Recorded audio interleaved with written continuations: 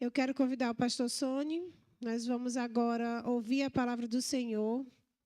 E eu quero desafiar você a honrar o Senhor neste momento com a sua atenção. Nós já honramos com os nossos lábios, já honramos com os nossos recursos. Agora, honre com a sua reverência, com a sua atenção. Evite ficar levantando. Eu sei que tem casas e casas, tá? Mas se você pode ficar sentado, prestando atenção no que vai ser dito, pastor é só um instrumento, mas é o Senhor que quer falar com você essa noite. Amém? Amém. Paz do Senhor Jesus, amém, irmãos? Irmã Denise aí hoje estava prometendo até ônibus para a igreja, viu? Só não vai se não quiser, irmão, viu agora? Muito bem, meus amados irmãos. Abra aí as suas Bíblias no Evangelho de Mateus, capítulo 5, né? Nós vamos ao Sermão do Monte, especialmente as bem-aventuranças, né? Eita, que tem gente torcendo pelo Brasil hoje, né? Hã? Amistoso, irmão. Amistoso. Mas eu vou dizer, os irmãos, né, tem uma palavra profética na Bíblia que diz que orem ao Senhor para que o dia da vinda do Senhor não se dê no sábado, né? A gente tem que orar os brasileiros, né? Preciso orar para que Jesus não volte no dia do jogo da seleção brasileira, porque e se for no dia do jogo da seleção brasileira, tem um bocado de crente que vai dizer, Senhor, só ver os pênaltis aqui. Misericórdia, né? Sangue de Jesus tem poder. Vamos lá, meus irmãos. Evangelho de Mateus, capítulo 5. Nós vamos ler do verso 1 ao 12. São as bem-aventuranças. Se você encontrou, diga glória a Deus bem forte aí, irmão. Aleluia. Vamos lá, então. Acompanhe comigo aí a leitura. Vendo Jesus as multidões, subiu ao monte e, como se assentasse, aproximaram-se os seus discípulos e ele passou a ensiná-los, dizendo: Bem-aventurados os humildes de espírito, porque deles é o reino dos céus. Bem-aventurados os que choram, porque serão consolados. Bem-aventurados os mansos, porque herdarão a terra. Bem-aventurados os que têm fome e sede de justiça, porque serão fartos. Bem-aventurados os misericordiosos, porque alcançarão misericórdia. Bem-aventurados os limpos de coração, porque verão a Deus. Bem-aventurados os pacificadores, porque serão chamados filhos de Deus. Bem-aventurados os perseguidos por causa da justiça, porque deles é o reino dos céus. Bem-aventurados sois, quando por minha causa vos injuriarem e vos perseguirem e mentindo disserem todo o mal contra vós. Regozijai-vos e exultai, porque é grande o vosso galardão nos céus, pois assim perseguiram aos profetas que viveram antes de vós. Amém? Oremos. Senhor nosso Deus, Deus de graça e misericórdia, Deus santo, Deus altíssimo, nós te adoramos, Senhor, nessa noite. Nós viemos esse lugar, casa de oração, lugar de adoração, para entregar aquilo que é devido ao teu santo nome, para te honrar, Senhor, para te exaltar, prestar culto ao Senhor. Adorar-te, ó Deus, na beleza da tua santidade, em espírito e em verdade.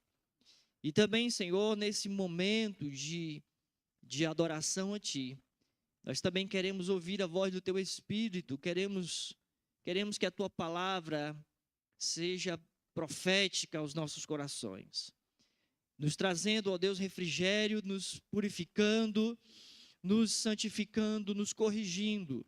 Que a tua palavra, Senhor, seja eficaz em nós nesta noite.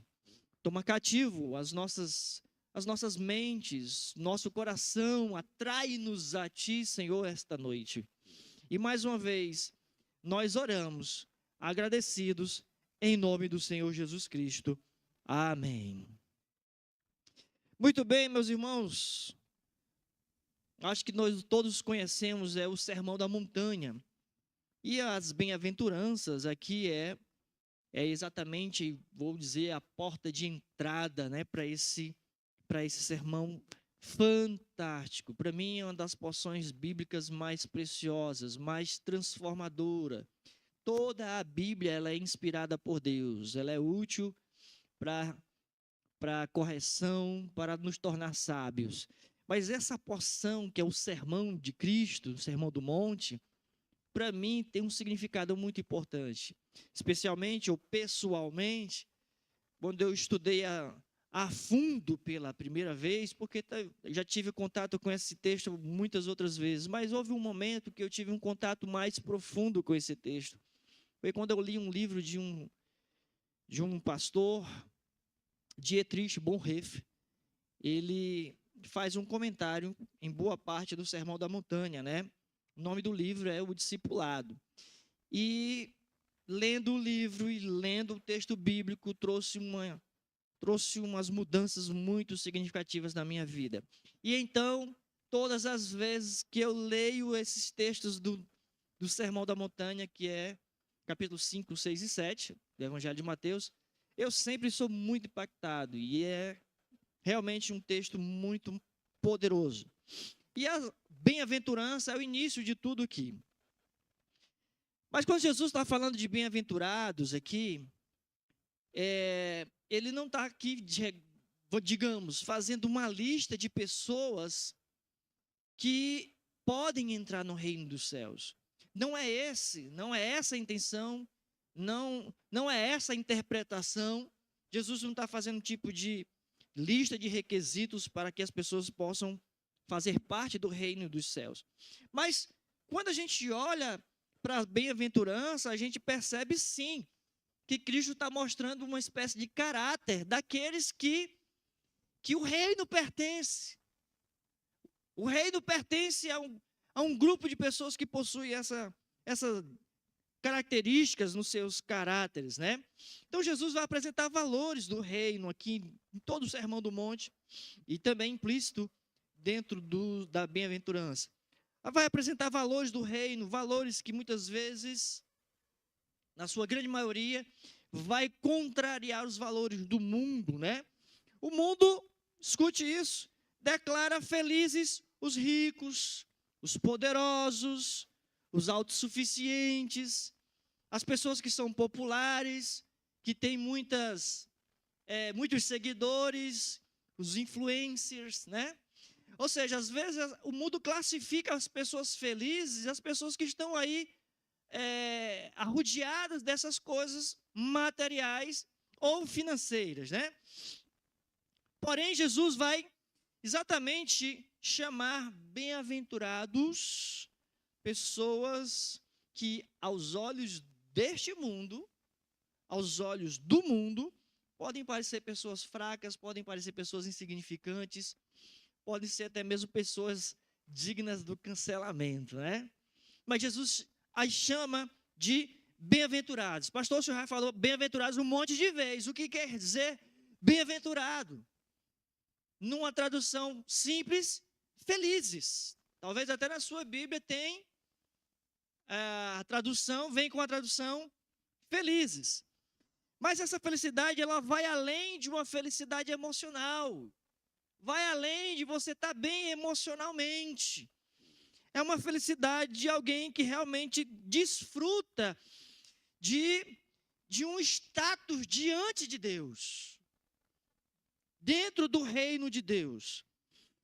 Refere-se a um estado de alguém que desfruta do favor e da aprovação de Deus. Sou feliz porque Deus olha para mim e diz: eu estou feliz com você. Sou feliz porque Deus olha para mim e diz: eu aprovo o que você é. Sou feliz porque você desfruta da minha graça. Deus olha para mim e diz que eu sou feliz porque eu estou desfrutando do favor da graça de Deus. Você está me entendendo? Diga amém. Esse é o maior, talvez o principal significado da palavra bem-aventurança. Para nós não corrermos tanto, porque é necessário correr, vou falar de cada uma delas, são 9. A primeira, portanto, é versículo 3, bem-aventurados os humildes de espírito. O evangelista Marcos diz apenas bem-aventurado os pobres de espírito. Aqui aparece a tradução humildes de espírito. Mas Jesus aqui, na verdade, ele não está dizendo que você que tem algum tipo de dificuldade financeira se alegre por estar em uma dificuldade financeira. De jeito nenhum, irmão. De forma alguma. Jesus não está elogiando o pobre por ser pobre. Quando Jesus fala bem-aventurados pobres ou os humildes de espírito, Jesus está exatamente descrevendo aqui aquelas pessoas que reconhecem a sua dificuldade espiritual diante de Deus. É um estado de falência diante de Deus. Se não fosse Deus vir até nós, de forma alguma teríamos condição ou condições de nos achegarmos a Deus, de encontrarmos Deus, de irmos até Ele. E quando eu entendo essa minha limitação, essa minha pobreza de recursos para chegar a Deus, para alcançar a Deus, para acessar o reino de Deus, quando eu me vejo nesse estado de pobreza, Jesus diz: você é feliz, você que percebe essa sua falência espiritual. Você que tem consciência da sua falência espiritual, nesse sentido de que em nós mesmos não temos recursos ou poderes para chegarmos a Deus, pelas nossas próprias forças, se assim Deus não nos desse. Reconhecer essa falência espiritual é exatamente aquilo que Jesus diz: feliz os humildes de espírito, ou, segundo o evangelista Marcos, os pobres. Pobres no grego, pitokos, né? É exatamente um tipo de mendigo. Também era associado às viúvas. Por que as viúvas? Naquele mundo antigo, as mulheres dependiam dos seus maridos, financeiramente, o seu sustento. Depois que o marido morria, elas ficavam numa condição de pobreza extrema. Às vezes viravam mendigas. Então, a expressão pobre é relacionada à ideia de um mendigo que não possui nada, que é totalmente dependente da misericórdia alheia. Alguém que vai dar alguma coisa, alguém que vai jogar uma moedinha, alguém que vai dar um trocado para ela se sustentar. E aí, quando a gente percebe isso, na qualidade de cidadãos agora do reino de Deus, do reino dos céus, quando nós compreendemos isso, é compreender que nós não temos méritos em nós mesmos ou da nossa própria força para nos apresentarmos diante de Deus. Por isso que Jesus disse: eu sou o caminho, a verdade e a vida. Ninguém vem ao Pai senão por mim. Ele é a porta, ele é a ponte, ele é o passaporte de acesso. Ele é realmente o passaporte de ingresso no reino dos céus. Senão a alfândega mandava voltar. Me lembro agora de um pastor que estava pregando sobre graça. E ele estava contando a história, eu acho que já até contei aqui. Ele estava contando a história do ladrão lá na cruz. Depois que morre, chega ao céu. Ele começa a conjecturar. E chegando ao céu, conjecturando, o anjo pergunta: como é que você chegou aqui? Quem deixou você entrar aqui? Aí o ladrão vai dizer: eu não sei. O homem da cruz, que estava do meu lado, disse que eu podia vir.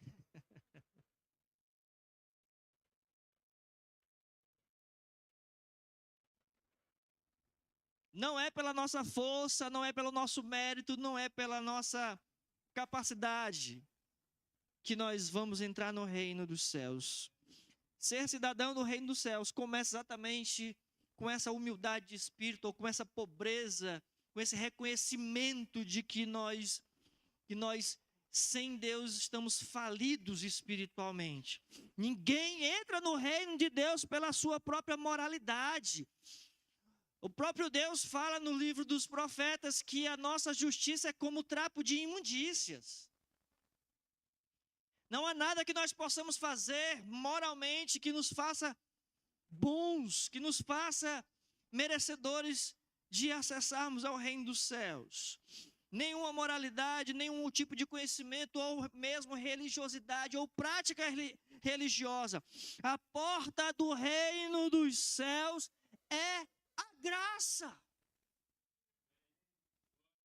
É a primeira coisa que nós precisamos compreender. É a primeira bem-aventurança no sermão de Cristo. Jesus ainda não tinha pregado nenhuma vez, é a primeira vez que ele vai pregar.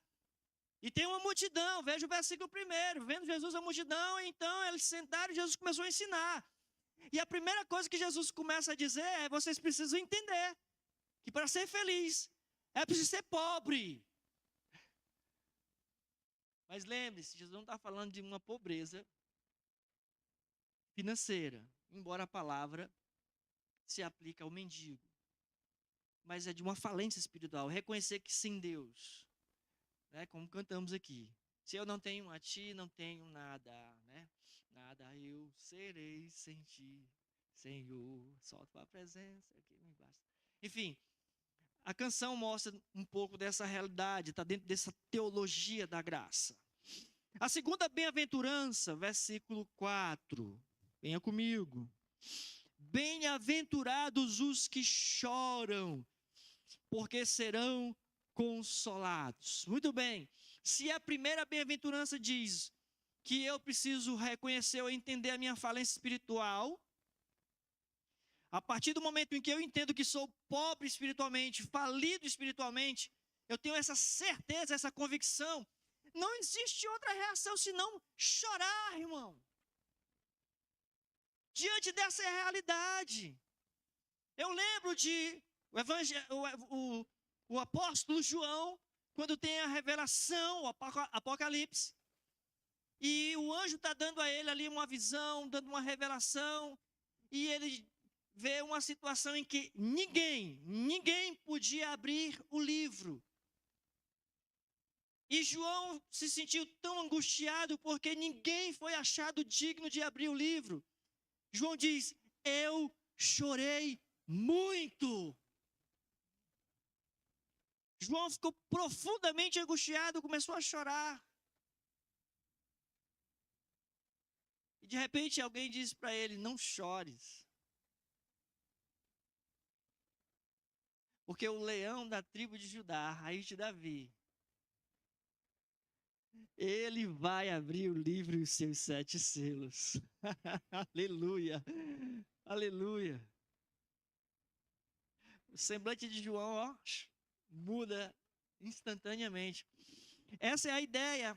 Veja bem, bem-aventurados os que choram. E aqui não é simplesmente um choro de tristeza, porque você teve um prejuízo aqui, ou porque você perdeu alguém ali, ou porque algumas coisas deram errado na sua vida. Não, esse choro, dentro do contexto, está altamente ligado ao versículo anterior, de alguém que reconhece a sua falência espiritual, a sua necessidade de Deus. Automaticamente o choro é inevitável. Alguém que chora por causa dos seus pecados, alguém que chora por causa da sua condição falida espiritualmente, alguém que chora porque entende que está distante de Deus, que está destituído da presença gloriosa de Deus, alguém que chora porque não tem a presença. Davi, quando pecou, ele diz: Senhor, não retires de mim a tua presença, o teu Santo Espírito. Então Jesus não está falando, quando ele diz bem-aventurados os que choram porque serão consolados, Jesus não está falando de qualquer tipo de tristeza. É realmente um lamento pelos pecados, pela realidade caída. É exatamente o mesmo sentimento que Davi demonstra no Salmo 51. Eu gostaria que nós colocássemos Salmo 51, nós vamos ler apenas os versículos 1, 2 e 3. Porque esses primeiros versículos já mostram o estado de arrependimento de Davi, o choro de Davi, o lamento de Davi pelos seus pecados. Davi então diz: compadece-te de mim, ó Deus, segundo a tua benignidade, e segundo a multidão das tuas misericórdias, apaga as minhas transgressões. Lava-me completamente da minha iniquidade, purifica-me do meu pecado. Verso 3, pois eu conheço as minhas transgressões. Davi reconhece as suas transgressões, e o meu pecado está sempre diante de mim. É exatamente esse tipo de sentimento que quando Jesus diz, bem-aventurados os que choram, o choro é o reconhecimento dessa falência espiritual descrita no verso anterior, na bem-aventurança anterior. A boa notícia é que nós seremos consolados. Davi encontrou perdão. Eu encontrei perdão. Você encontrou perdão. Fomos achados pela graça de Deus. Fomos consolados. Como diz o profeta Isaías, pelas suas pisaduras fomos sarados. Sarados. O problema é quem não se entristece pelo pecado. Porque isso revela que não houve arrependimento, não houve reconhecimento. Quem não se entristece pelo pecado, dificilmente compreenderá a graça. Não sabe o que é graça, não sabe o que é misericórdia. Uma coisa vai já unir-se a outra, todo o contexto aponta para uma unidade, né? Uma única pessoa, o cidadão do reino dos céus. Portanto, arrependimento produz lágrimas, sim.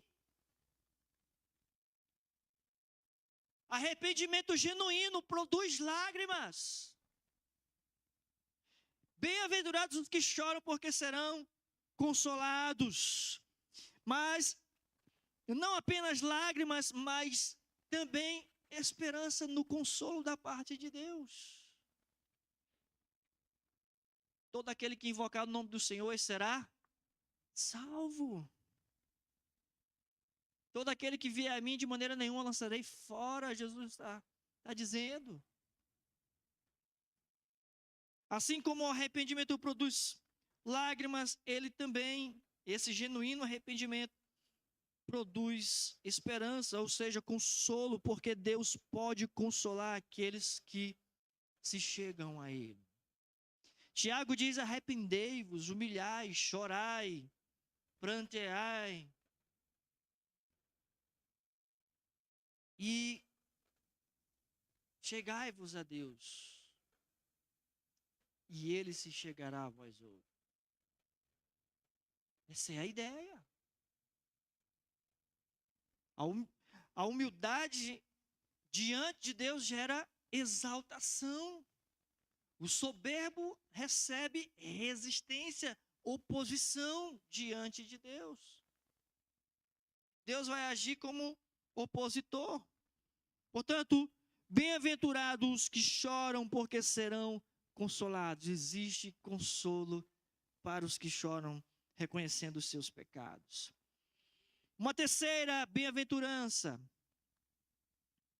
Versículo de número 5. Bem-aventurados os mansos, porque herdarão a terra.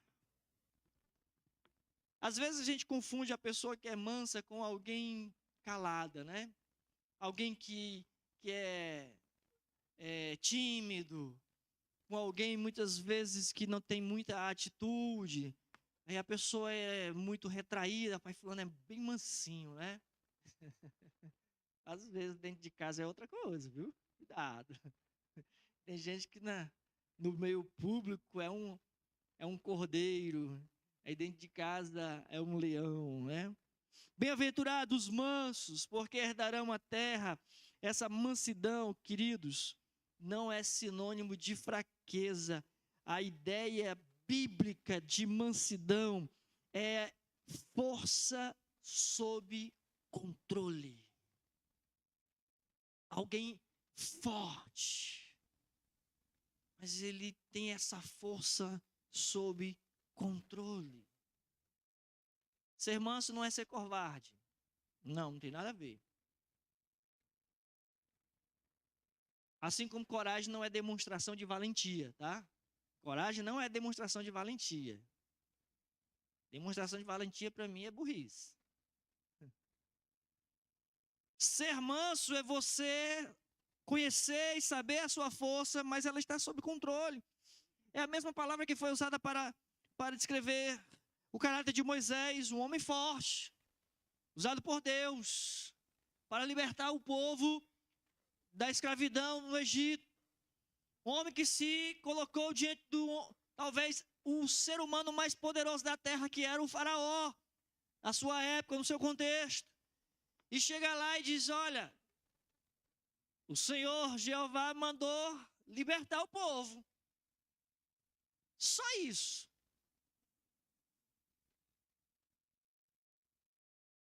Alguém que já estava como fugitivo do Egito. Isso não se trata de coragem, isso não se trata de loucura, mas também demonstra a força de Moisés, demonstra a autoridade de Moisés, a liderança de Moisés. Moisés como o homem escolhido da parte de Deus para um propósito, para uma missão. Um homem que tinha um pedaço de pau na mão, que se ele jogasse no chão, virava uma cobra, e quando ele puxava de volta a cobra, voltava a virar um cajado. O homem que estendeu o cajado sobre o mar e ele se abriu em duas partes. O homem que feriu uma pedra e saiu água da rocha.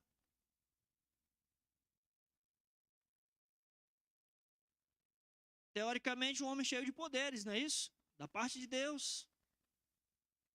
Mas a Bíblia o descreve como manso. Um homem manso. E esse manso é alguém que sabe da força, do poder que tem, mas essa força, esse poder, estão tudo sob controle. O manso, ele não vive dominado pela ira, não é alguém ali que está exalando raiva, ele não é alguém exalando orgulho, ele não é alguém que deseja vingança. Antes do chamado de Moisés, ele até ensaiou, vamos assim dizer, uma revolta. Porque viu um egípcio surrando um hebreu, seria um conterrâneo de Moisés, e ele foi lá, num ato de ira, matou o egípcio. Isso, embora demonstre a força que Moisés tinha, mas estava descontrolado. Não era manso. Depois do chamado, depois daquele momento da sarça ardente, né? Lá no Monte Horebe, a canção que as crianças cantam, lá no Monte Horebe, a sarça ardinha. Não é a sarça ardinha, não, é a sarça ardia. Pastor tá gaiato hoje, né? As crianças cantam lá no Monte Horebe, a sarça ardinha. A criança, do jeito que entende, canta, né? Mas a música é lá no Monte Horebe, a sarça, mato, né? Ardia em fogo, e Deus falava com Moisés, o chamado.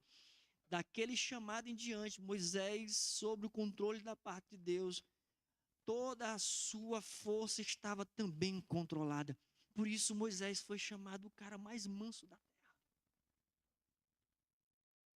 Muita gente não compreende, rapaz, como é que Moisés é chamado de manso e ele fez isso. Ele fez isso quando ele não estava no propósito de Deus. Porque no momento em que ele esteve no propósito de Deus, a força que ele possuía estava sob controle.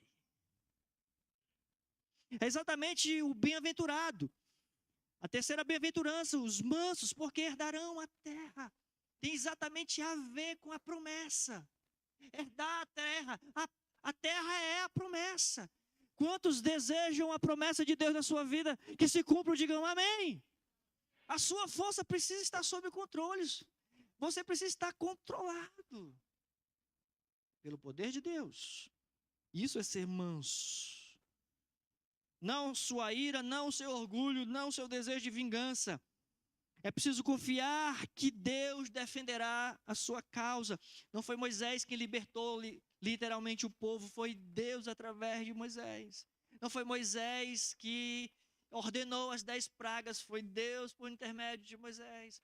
Não foi Moisés que realmente fez brotar água da rocha, foi Deus por intermédio de Moisés que fez com que saísse água da rocha. Moisés apenas estava confiando em Deus. Moisés chega com o povo à beira do Mar Vermelho, o povo gritou para Moisés: Moisés, trouxeste-nos aqui para morrer. Não tinha cemitério suficiente lá no Egito. Era preciso trazer a gente para cá, para a gente morrer aqui mesmo ficar, os cadáveres. Porque vinha o faraó com os cavaleiros dele, né? Moisés clama ao Senhor, confiança. E Deus diz: por que clamas a mim, Moisés? Diga ao povo que marche. E aí o mal.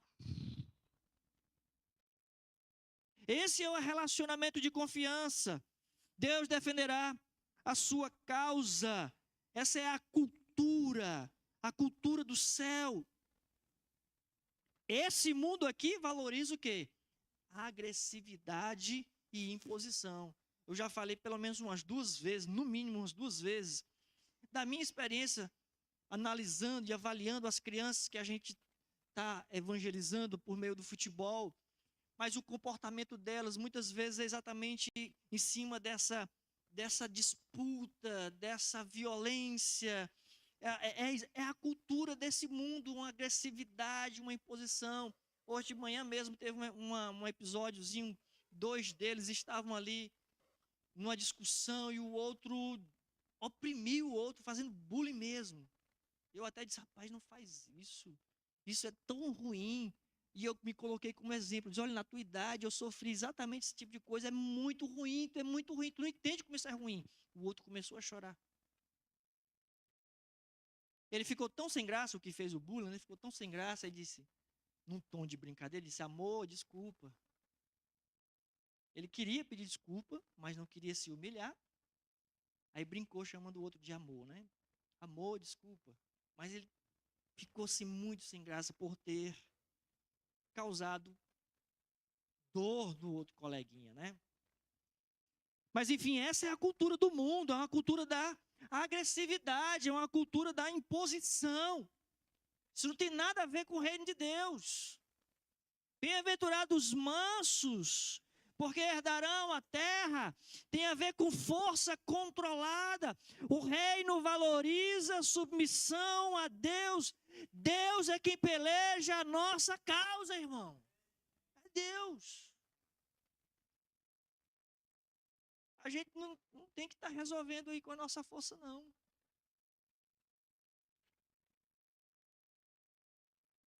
O próprio Deus diz: não é por força, não é por violência, mas pelo meu Espírito. Devemos confiar no Senhor, amém? Eu não sei se de repente um de nós aqui nesse lugar está passando algum tipo de situação semelhante, em que às vezes nós somos tentados a agir pela força do nosso braço. Somos tentados a agir como valentões. Somos tentados a agir como pessoas. Eu tenho que ter uma atitude, pastor. Tenho que fazer alguma coisa. Lembre-se, bem-aventurados os mansos, esses herdarão a terra. Esses alcançarão a promessa. Esses herdarão a promessa. O que Deus prometeu, Ele vai cumprir. E aí não é mérito nosso. Apenas tenho que confiar. 4ª bem-aventurança, versículo 6. Bem-aventurados os que têm fome e sede de justiça, porque serão fartos. Dentro dessa sequência, né? Os pobres reconhecem a sua falência espiritual. Os que choram, e choram por causa dos seus pecados, reconhecendo os seus pecados, arrependidos. Os mansos, que confiam no Senhor e submetem sua força, portanto, ao Senhor. Não tem como, então, surgir dentro de cada um de nós essa fome, essa sede pela justiça, pelo agir do Senhor, pelo braço do Senhor. Fome e sede de justiça. Jesus usa exatamente dois tipos de necessidades básicas da vida, ou seja, fome e sede. Todo mundo come, todo mundo bebe água, que seja, para poder se hidratar, para poder, lembrado, ó.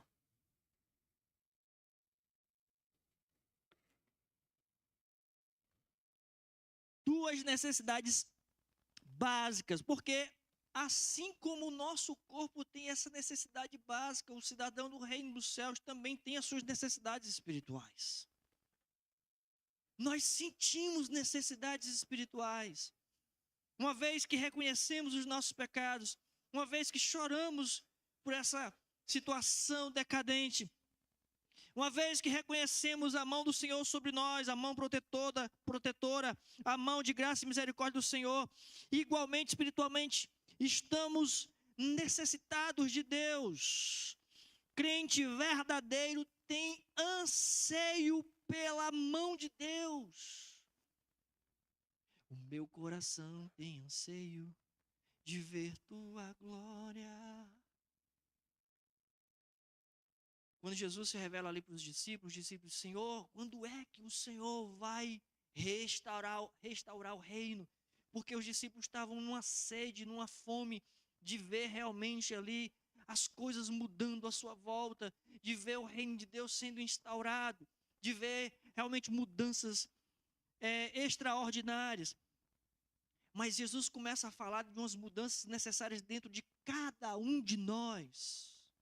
Antes dessa mudança acontecer do lado de fora, esse anseio precisa acontecer dentro de cada crente, de cada pessoa, de cada cidadão do reino dos céus. Não é um desejo ocasional. Uma vez ou outra estou morrendo de vontade de ver Deus agir. Você só tem fome uma vez por semana? Você só come uma vez por semana? Quantas vezes você já bebeu água hoje? Mas os meninos chegam aqui no domingo de manhã, eles vão naquele bebedouro ali umas 300 vezes. E haja copo descartável. E volta, vai, volta, se levanta, senta, pega outro copo, vai e volta.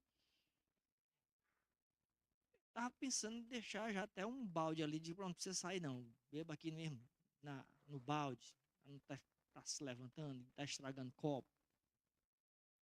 Mas uma sede, rapaz, o povo na hora do culto, uma sede de beber água, vai beber água e volta. Eu não sei se em casa é assim, mas a água da igreja é água boa, viu?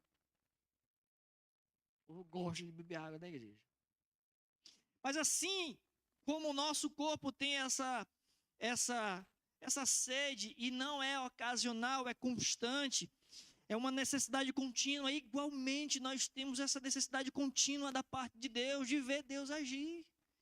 Eu já vi Deus agir muitas e muitas vezes, eu já experimentei muitas e muitos agir de Deus na minha vida, na vida de pessoas à minha volta, nesse lugar, em outros lugares, já vi, mas mesmo assim eu tenho fome e sede de ver mais e mais do agir de Deus. E eu não estou falando de milagres não, que às vezes a gente quer ver milagres. Eu estou falando de realmente valores, de reino. Coisas acontecendo que glorificam a Deus, que realmente se identificam com o céu, é o céu na terra. Ou seja, o cristão não se satisfaz com uma vida espiritual superficial. Não dá, irmão. O cidadão do reino dos céus, ele não está ali contente com um culto uma vez por semana. Ele tem mais sede. Ele tem mais fome. Todo dia ele quer mais da parte de Deus. Todo dia ele quer estar com Deus. Todo dia ele quer ouvir Deus falar com ele. Todo dia ele quer realmente ver o agir de Deus. Todos os dias, constantemente. É andar com Deus. Eu fico vendo cada momento, por exemplo, dos meus filhos, cada fase da vida deles. Esses dias eu estava sendo assim meio saudoso, né? A Sofia está com um bebê, né? E aí eu comecei a fazer ali um tempo, né, voltando assim, uma retrospectiva das coisas que eu vivi com os meus filhos. Eu estava vendo, rapaz, eu joguei videogame com eles, a gente jogou bola ali, brincando, né? Ensinei a andar de bicicleta ali meio que na dificuldade. A gente foi à praia umas vezinhas, né? Muitas vezes fomos na lojas americanas brincar. Às vezes das atividades escolares. Aí momentos de formatura, momentos de entrar na faculdade, o que casou, saiu de casa, construindo a família. E você vai vendo cada fase, cada momento da vida dos nossos filhos, e você estava presente, mas você fica naquela sede demais. E aí, o que mais vai acontecer? O que mais eu vou experimentar? O que mais eu vou vivenciar com os meus filhos? É exatamente o tipo de fome e sede de alguém que vive essa experiência com Deus. O que mais Deus vai fazer na minha vida? O que mais Deus vai fazer através da minha vida? O que mais eu vou ver? As obras e as maravilhas de Deus. Essa fome e sede de justiça. Não tem como você viver uma vida superficial com Deus ou uma espiritualidade superficial. É inevitável essa fome e essa sede de justiça. E sabe o que é bom? Seremos fartos. Seremos saciados. Nosso coração será satisfeito, claro, em conformidade com a vontade de Deus. Seguindo então a bem-aventurança no versículo 7. Bem-aventurados os misericordiosos, porque alcançarão misericórdia. Está dentro exatamente de todo o contexto, o desenvolvimento do cidadão, do reino dos céus, alguém que tem essa experiência com Deus, essa experiência verdadeira com Deus, de reconhecer a sua falência espiritual, de chorar pelos seus pecados, de serem consolados, de realmente ter uma vida controlada, de ter agora fome e sede de andar com Deus e inevitavelmente experimentar a misericórdia de Deus, porque sabe que não merecia misericórdia. E agora ele começa a agir com misericórdia e graça. Não deveria ter pessoas mais misericordiosas do que o crente. Porque nós sabemos o tamanho da misericórdia. Pelo menos a gente faz aqui uma expectativa, né? Sei lá, não sei qual é a palavra que eu queria usar. Mensurando, né? A misericórdia de Deus, porque lembra a canção que diz: eu nunca saberei o preço dos meus pecados lá na cruz. Realmente a gente não sabe o tanto que Deus perdoou, a gente só sabe que foi muito. A gente só sabe que foi muito, nós realmente não sabemos, não conseguimos mensurar o tanto ou quanto. Mas a gente sabe sim que foi muito, que a misericórdia de Deus sobre as nossas vidas foi muito e é muito e continua sendo muito. Ela se renova a cada manhã. Portanto, não tinha um grupo de pessoas ou um tipo de pessoas que pudessem ser mais misericordiosos do que os próprios crentes que experimentaram a misericórdia de Deus. Bem-aventurados ou felizes os misericordiosos, porque alcançarão misericórdia. Misericórdia é compaixão em ação, em atitude.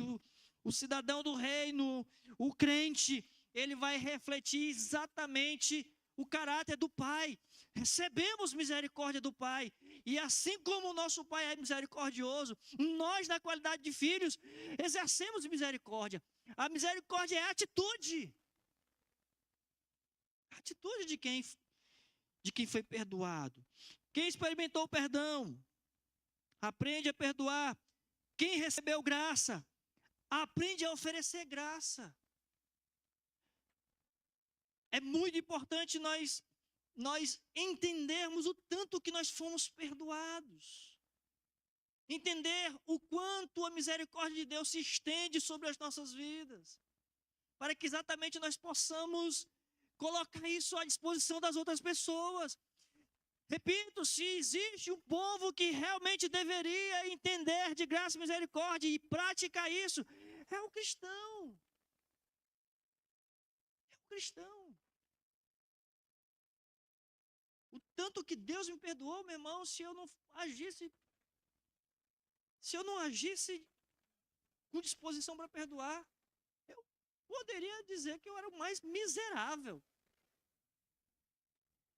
Depois de receber tanto, não oferecer nada, ou quase nada. Misericórdia não se cumpra, né? Favor de Deus não se cumpra. A graça ela não é adquirida por um valor. Agora, graça, misericórdia é evidência de alguém que tem o favor de Deus na sua. Oi. Ainda não? Aguenta mais um pouquinho? Estou com ela aqui já.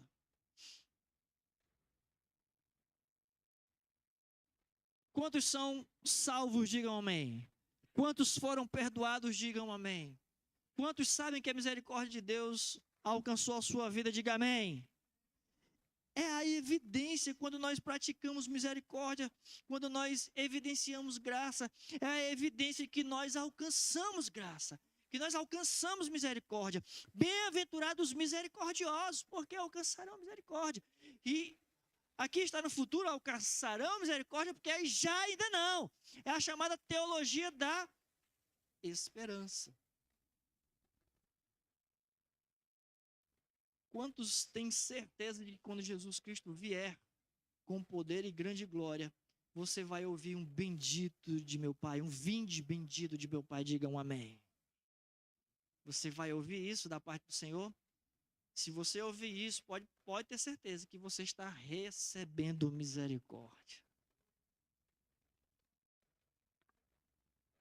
Isso é no futuro, mas você já sabe disso agora. Você já sabe disso agora.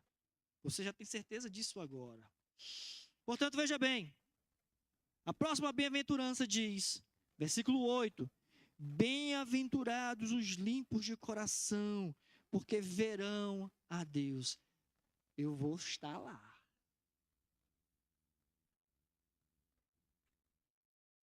Eu vou para o céu morar com Jesus. Sabe, às vezes as pessoas estão tão apaixonadas por esse mundo, estão tão fascinadas por esse mundo. Não estou dizendo que esse mundo é ruim, não. Com Jesus aqui é bom demais. Né? Eu estou cheio de música na minha cabeça. Com Jesus no coração, a gente é feliz. Com Jesus na condição, tudo é muito bom. Jesus é alegria, é euforia. É isso aqui na terra, é tudo isso mesmo. Mas, meu irmão, eu estou doido para ir para o céu morar com Jesus de uma vez por todas. Eu quero voltar para casa. A minha casa não é aqui. E olha que eu gosto da minha casa. Eu gosto de estar em casa. Eu sou caseiro. Mas a minha vontade de ir para o céu é muito grande. Aleluia. O meu anseio de voltar para casa. Bem-aventurados os limpos de coração, porque verão a Deus. Coração na Bíblia é exatamente o centro da vida. Interior. Jesus não está falando que são pessoas perfeitas, né? Limpos de coração, não é perfeição. Não é um tipo de gente que não peca, né? Pelo menos não intencionalmente. Mas os limpos de coração é o tipo de pessoa íntegra. Todo o seu ser, tudo que sou, tudo que tenho, todos os meus pensamentos. A gente cantou isso aqui. Meus pensamentos e os dias meus, meu respirar e o meu viver, o que tenho, te entrego, ó Deus. Percebe o que você cantou? Você tem noção, consciência do que você estava declarando para Deus na hora do louvor, na hora da adoração? Rendido estou a ti, Senhor. Os limpos de coração é exatamente o tipo de pessoa sincera, íntegra diante de Deus. O limpo de coração não vive uma espiritualidade de aparência. É alguém que diz: Senhor, por favor, fica comigo. Eu quero fazer a tua vontade, satisfazer a tua vontade. Seja feita a tua vontade na minha vida, como ela é feita nos céus. Porque eu quero morar contigo, eu quero morar com o Senhor. E, obviamente, um coração limpo reflete, né? Reflete o exterior. Não se trata de um estereótipo, né? E olhando para os fariseus, Jesus criticava exatamente porque por fora eles tinham ali toda uma aparência de santidade. Eu acho que a pilha foi embora.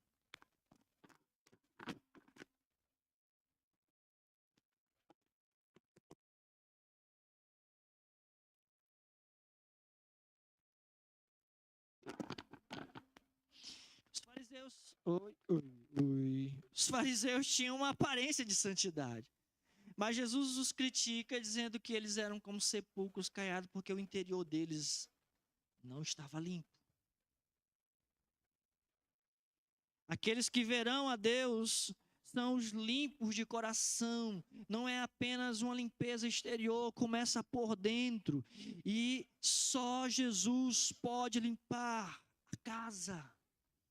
Só Jesus pode realmente fazer a higienização. Vamos de musiquinha de novo? O sabão lava meu rostinho, lava minha mão. Mas Jesus, para me deixar limpinho, quer o quê? Quer lavar meu coração. Só Jesus. Quando o mal faz uma manchinha, eu sei muito bem, quem pode me limpar é Jesus. Eu não escondo nada. Tudo pode Ele apagar.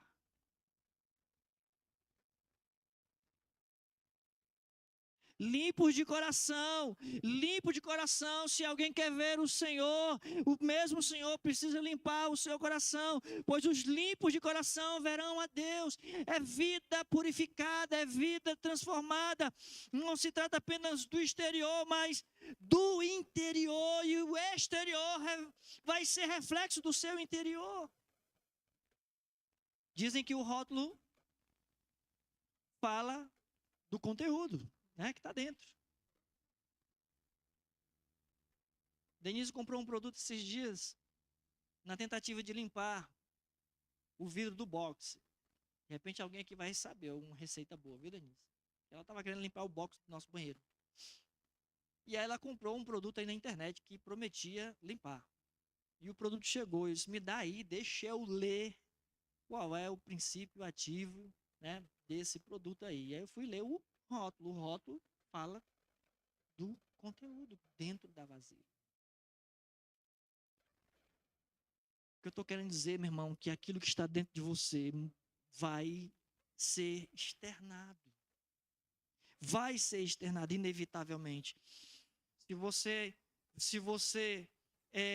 não se importa também com a aparência, porque algo de errado por dentro talvez também esteja errado. A verdadeira religião não é só comportamento externo, é transformação interna. Obviamente isso vai externar, mas começa dentro. E aqueles que verão a Deus são os limpos de coração. Só quem limpa o coração é Deus. Só quem limpa o coração é Jesus. Só vai se encontrar com Deus lá na glória é quem tem Jesus no coração. Não tem outra maneira, outra forma. E eu vou repetir a fala de Cristo. Jesus disse: eu sou o caminho, a verdade e a vida. Ninguém vem ao Pai senão por mim.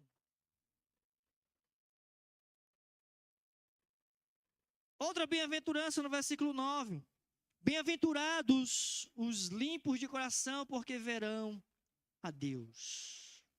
Jesus, mais uma vez, não está aqui elogiando pessoas pacíficas, né? Não é aquele tipo de gente do deixa disso. Já ouviram falar, né? Tem um grupo de pessoas quando está uma confusão, chegam aqueles que dizem, são os deixa disso. Jesus não está elogiando pessoas pacíficas, embora ser pacífico é uma virtude, mas está especialmente elogiando aqueles que promovem a paz. São os promotores da paz. Paulo nos chama ao ministério da reconciliação. Paulo entende que Deus nos deu o ministério da reconciliação, homens com Deus e uns com os outros. Deus abomina aquele que semeia discórdia entre os irmãos. Deus abomina aquele que semeia discórdia entre os irmãos. Ao passo que feliz, bem-aventurado são os pacificadores. Bem-aventurados pacificadores.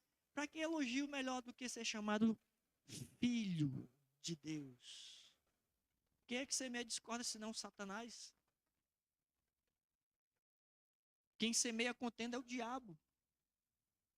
Quem bota as pessoas para brigar. Sabe o que às vezes acontecia? Hoje é muito combatido, né? Para alguma coisa serve o politicamente correto, né? Mas antigamente você via muitas pessoas botando menino para brigar. Lembra aquela história da corda? Aí vai deixar, fulano falou isso contigo. Ixi, aí, não sei o que, não sei o que. E ficava jogando um contra o outro, semeando realmente a briga, semeando a disputa, a violência. Promovendo a briga, promovendo a guerra, promovendo a confusão. Muitas vezes, às vezes intencional, ou às vezes até mesmo só porque é falador demais mesmo, as pessoas semeiam contenda.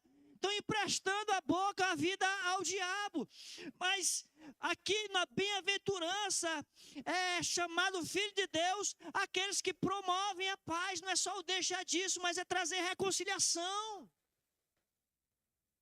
É falar de perdão, é falar de ser perdoado. É buscar a reconciliação entre as pessoas. É buscar a reconciliação entre homens e Deus.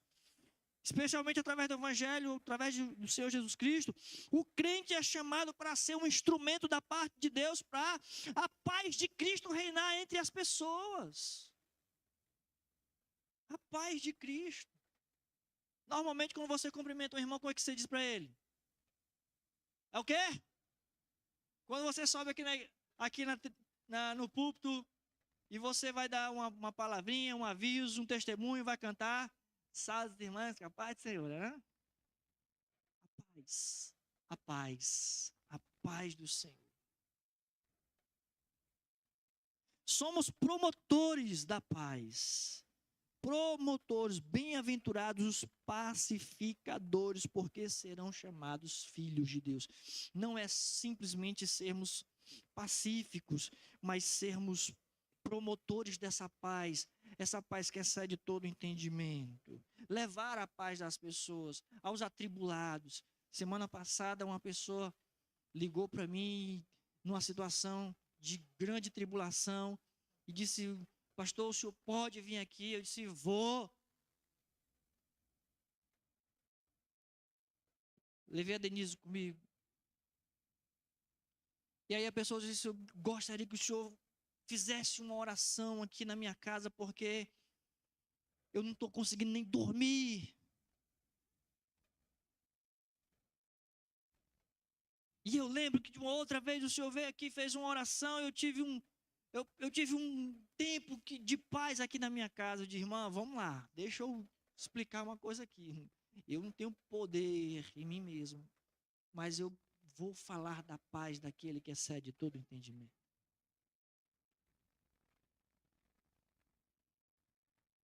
Eu sou o porta-voz dessa paz, a paz de Cristo. Você é um promotor dessa paz, a paz de Cristo. Nós ministramos essa paz, nós pregamos essa paz, nós promovemos essa paz entre as pessoas, entre os irmãos. E a última bem-aventurança, versículos 10 a 12, né? Bem-aventurados os perseguidos. A gente está vivendo um tempo em que todo mundo vê perseguição para todos os lados, mas veja bem, essa perseguição é perseguição por causa da justiça. E por causa do nome de Cristo. Bem-aventurados sois quando por minha causa, disse Jesus, versículo 11. Quando por minha causa vos injuriarem. Essa bem-aventurança vai exatamente nos mostrar, como um resumo de todas as outras características, quando nós adotamos o resumo de todas as outras características das nossas vidas, o resultado muitas vezes é que esses valores vão chocar com os valores do mundo e não tem outro resultado se não sofrermos a perseguição. Viver segundo os valores do reino significa produzir oposição. Andar no contrafluxo, andar contra a maré, andar na contracultura. Nós somos a contracultura.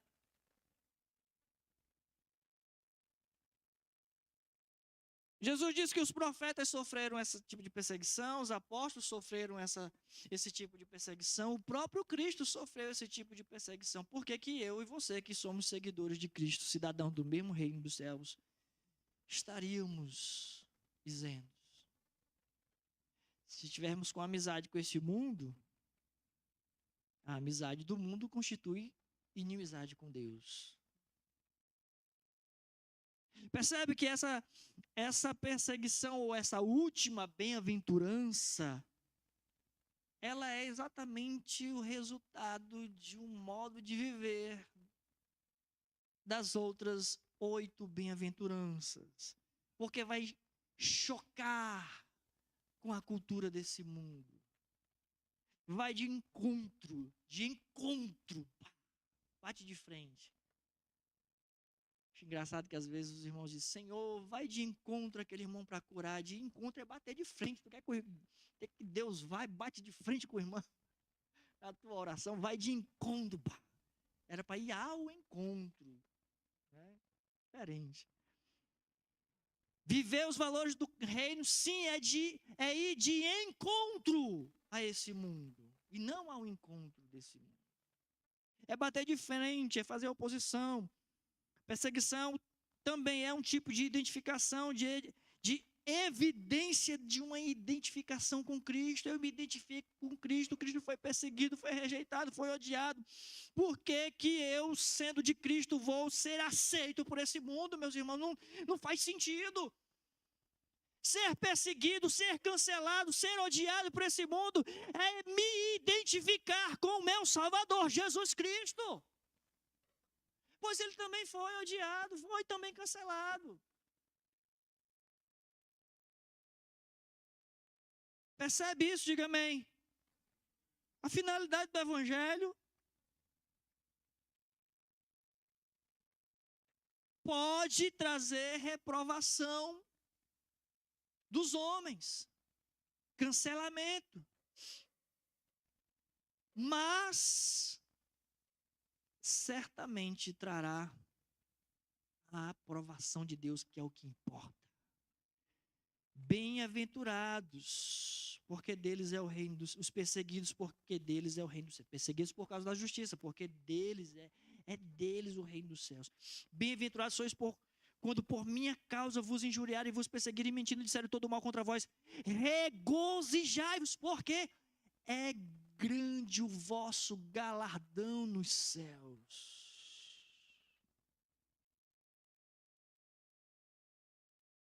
Eu posso até ser cancelado pelo mundo, odiado pelo mundo, mas eu tenho a aprovação de Deus.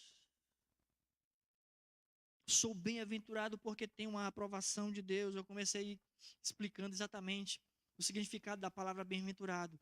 Significa você realmente ter uma maneira de viver que tenha a aprovação de Deus. Como eu falei já anteriormente, nós não somos chamados a ter uma dessas bem-aventuradas bem-aventuranças, nós somos chamados a ter o conjunto, a viver o conjunto, a ter todas elas. Não é apenas reconhecer a minha falência espiritual. Se eu reconheço a minha falência espiritual e não choro por causa disso, pastor, eu sei que eu estou errado, pastor, eu sei que eu estou em pecado, e continua pecando sem chorar, não funciona. Você não chora arrependido, então não existe felicidade nisso, não existe bem-aventurança nisso.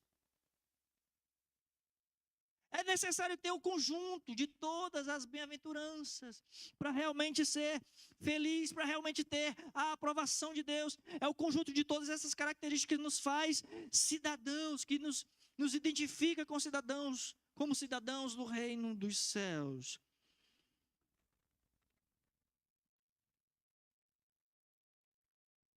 O mundo pode até olhar para nós e nos considerar fracos, bestas, né? Mas Deus vai dizer: bem-aventurados. Porque o reino dos céus já nos pertence e a plenitude das promessas de Deus,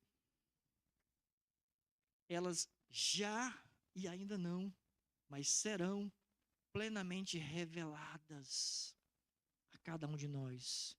Porque grande é o vosso galardão nos céus.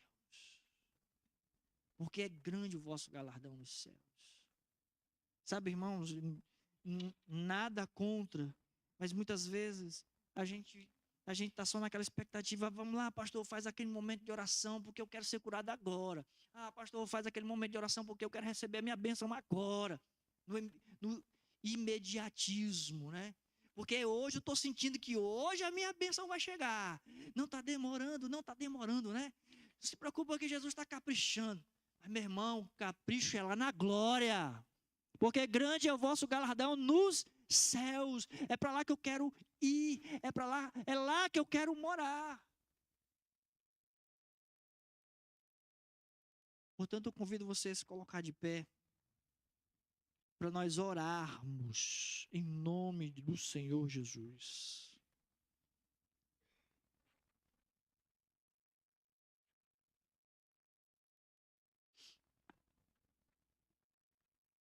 Mas eu gostaria de orar pela sua vida agora. Se algo de repente está te fazendo chorar hoje, né? Se algo está incomodando você hoje. Se tem algo realmente que está atrapalhando a tua caminhada hoje. Jesus também diz, na sua palavra, que nós devemos orar uns pelos outros para sermos sarados, para sermos curados, para sermos perdoados. Portanto, nessa noite também é uma noite em que os céus estão abertos sobre esse lugar. Portanto, hoje também é dia de misericórdia. Se você está precisando de misericórdia, então hoje receba misericórdia. Hoje também é dia de milagre. Se você está precisando de milagre, então hoje também é dia de milagres. Então não sei qual é de repente a necessidade hoje. Eu sei que existe uma necessidade maior do que a sua particular hoje. É a necessidade de chegarmos nos céus. E aí não é na nossa força, não é no nosso braço que nós vamos chegar lá. Mas reconhecendo o caminho, a verdade e a vida que é Jesus Cristo. Esse é o maior de todos os milagres. Pastor Augusto Nicodemos diz, né? O maior milagre é a gente ir para o céu, irmão, de graça, ou pela graça, melhor dizendo. É o maior de todos os milagres. O maior de todos os milagres. Mas o mesmo que opera esse grande milagre, ele também faz pequenas coisas, como curar câncer, né? Para ele isso é pequeno. E ele está aqui nessa noite, amém? Feche os seus olhos, no nome do Senhor Jesus. Em nome do Senhor Jesus.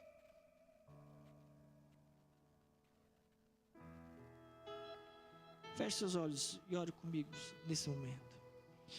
Senhor meu Deus, em nome do Senhor Jesus Cristo.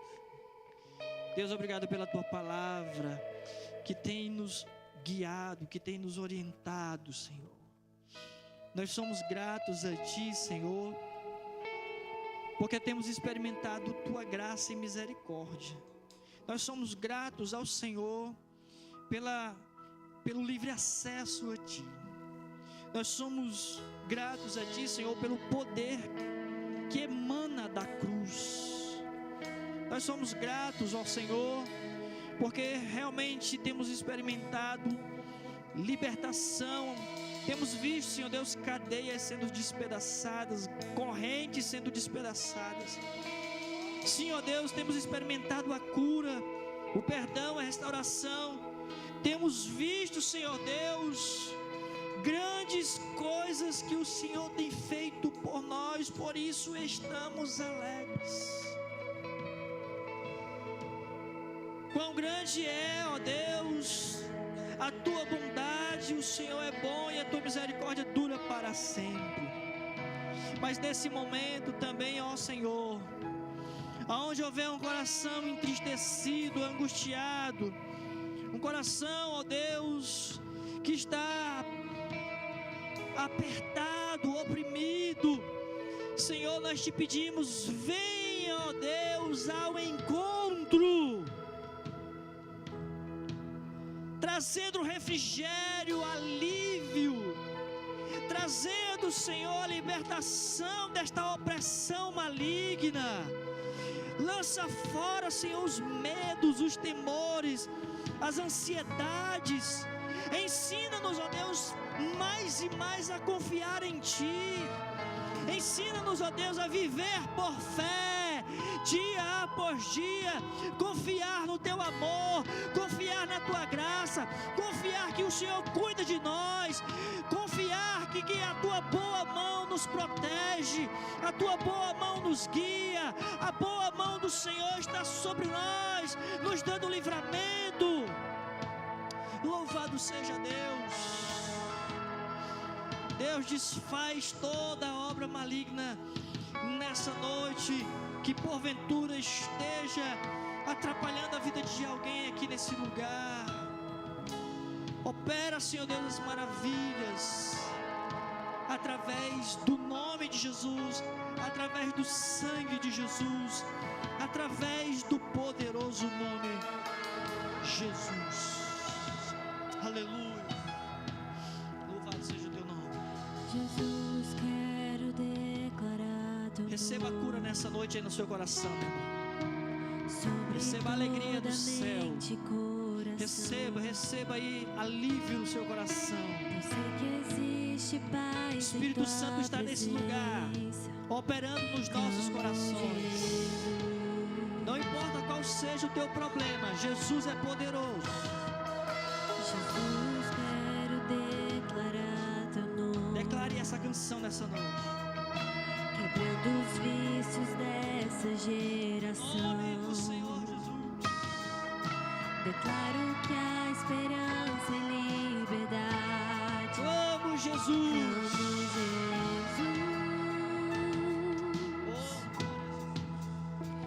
Teu nome é cura, é poderoso.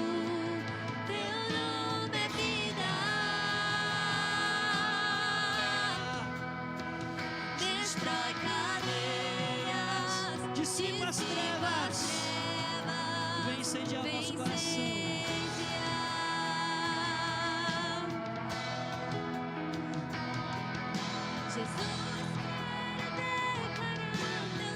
Declare o nome de Jesus nessa noite.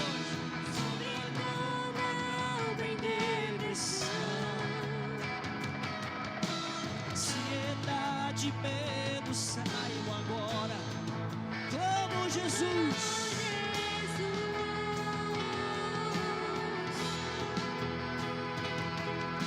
Jesus, quero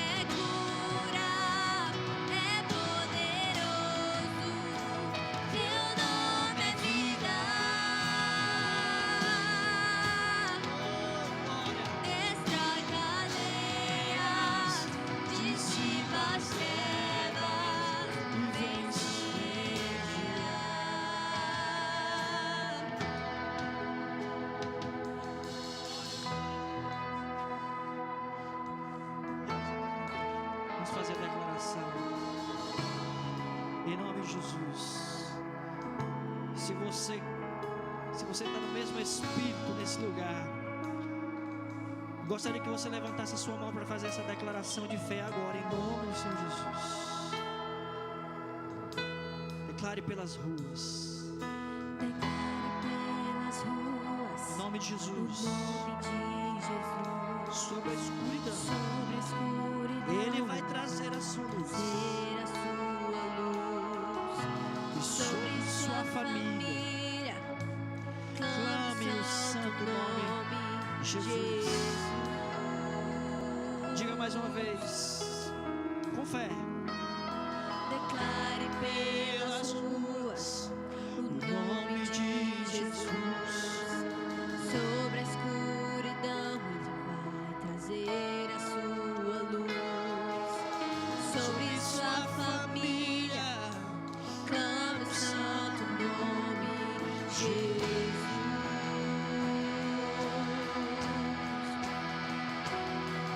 Declare pelas ruas o nome de Jesus. Sobre a escuridão ele vai trazer a sua luz. Sobre sua família. Clame o santo nome de Jesus. Teu nome é cura, é poderoso. Teu nome é vida. Destrói cadeias, dissipa as trevas, vem incendiar. Teu nome é poderoso, teu nome é vida. Destrói cadeias, dissipa as trevas, vem incendiar.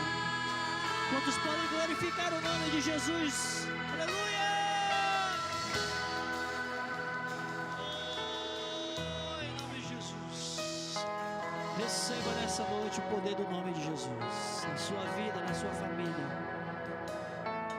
Que a graça do Senhor Jesus Cristo, o amor de Deus, nosso Pai, a comunhão e a consolação do Espírito Santo repouse sobre as nossas vidas e seja sobre todo o povo de Deus espalhado na face da terra, até que Ele venha. Você que crê, recebe, diga amém bem forte.